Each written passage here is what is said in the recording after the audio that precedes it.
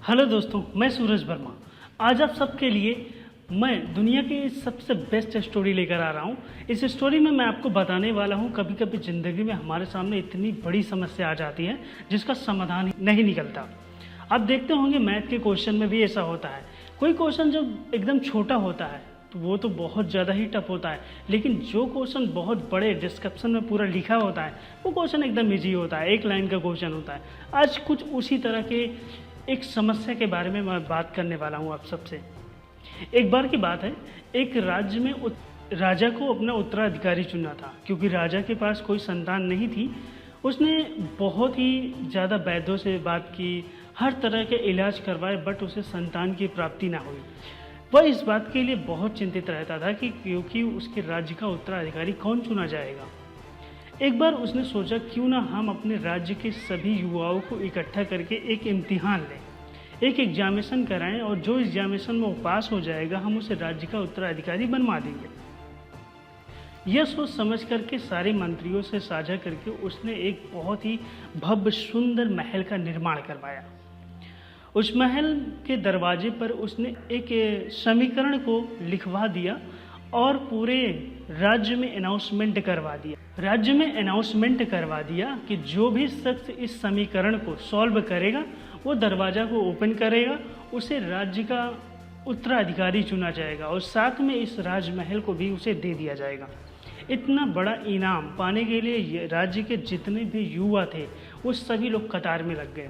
जैसे ही घोषणा की गई, सारे राज्यों में सबकी ये बातें पहुंची। सारे युवा नौजवान जो बेरोजगार थे, जो रोजगार थे, सभी लोगों ने लाइन लगा लिया। सारा महल जो है कष्ट से भरा हुआ था। सभी लोगों ने उस समीकरण को सॉल्व करने की कोशिश कर रहे थे। कुछ लोग तो उस समीकरण को अपने पेपर में और नोटबुक में लिख कर घर ले जाते और उसे घर पे सॉल्व किया करते थे, लेकिन फिर भी उस समीकरण को सॉल्व करके वो राज्य का दरवाज़ा, उस राजमहल का दरवाज़ा ओपन नहीं कर पा रहे थे। वो समीकरण जो है राज्य के जितना भी युवा लोग थे सभी ने सॉल्व करने की कोशिश की, बट सॉल्व नहीं हुआ।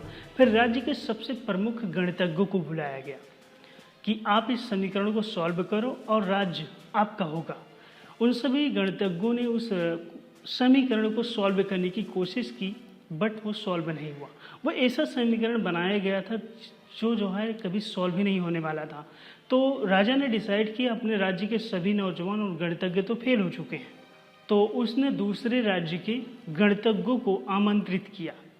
वहाँ उस राज्य के गणितज्ञ भी आए, उस समीकरण को बस बहुत सॉल्व किया, बट वो समीकरण सॉल्व नहीं हुआ।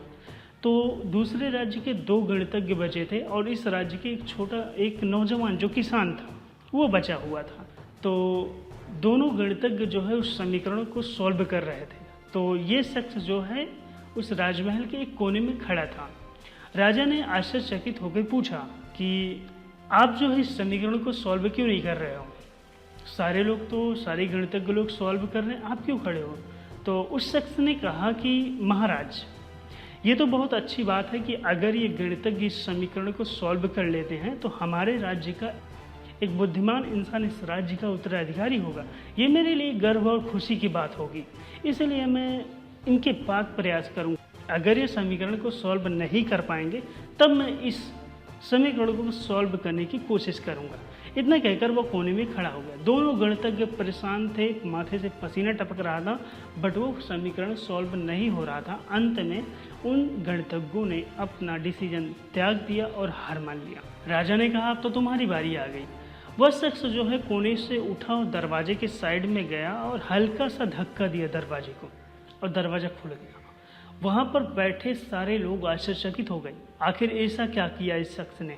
इस समीकरण को सॉल्व कैसे किया और दरवाजे को ओपन कैसे कर लिया? बट किसी को समझ में नहीं आ रहा था। तो उस शख्स से पूछा गया आखिर तुमने इस समीकरण को सॉल्व कैसे किया? तो उस शख्स ने सीधा सा बताया कि मैं काफ़ी देर से देख रहा था कि सारे गणितज्ञ जो है इस समीकरणों को सॉल्व करने की कोशिश कर रहे थे, तो मैंने सोचा क्यों ना दरवाजे को एक बार वैसे ही धक्का देके देखें, क्या पता दरवाज़ा खुल जाए। और इस दरवाजे को मैंने जैसे धक्का दिया ये खुल गया। इससे ये साबित हो रहा है कि इस दरवाजे को ओपन करने के लिए कोई समीकरण ही नहीं था। जब कोई समीकरण है ही नहीं तो इस समीकरण को सॉल्व कैसे किया जा सकता है? इस दरवाजे को ओपन करने का कोई समीकरण नहीं है। उस राज्य के बैठे सभी मंत्रीगण और राजा बहुत प्रसन्न हुए और उस शख्स को जो है, उस आदमी को उस राजमहल को भी दे दिया और राज्य का उत्तराधिकारी घोषित कर दिया। दोस्तों, कभी कभी हमारी ज़िंदगी में ऐसी समस्याएं आती हैं जो हमारे लिए पहाड़ से कम नहीं होती, बट उस पहाड़ में जो है, जैसे पजल होता है, पजल आप जानते होंगे, पजल का अगर एक धागा अगर हम मिल जाए ना तो हम पूरी पजल को खोल सकते हैं। उसी तरह इस समस्या भी कभी कभी हमारी ज़िंदगी में बहुत बड़ी होती है, बट अगर उसे हम छोटी सी भी चीज़ अगर मिल जाए तो उस प्रॉब्लम को हम ध्वस्त कर सकते हैं। जो प्रॉब्लम जितनी बड़ी होगी उसका सलूशन बहुत ही छोटा होता है।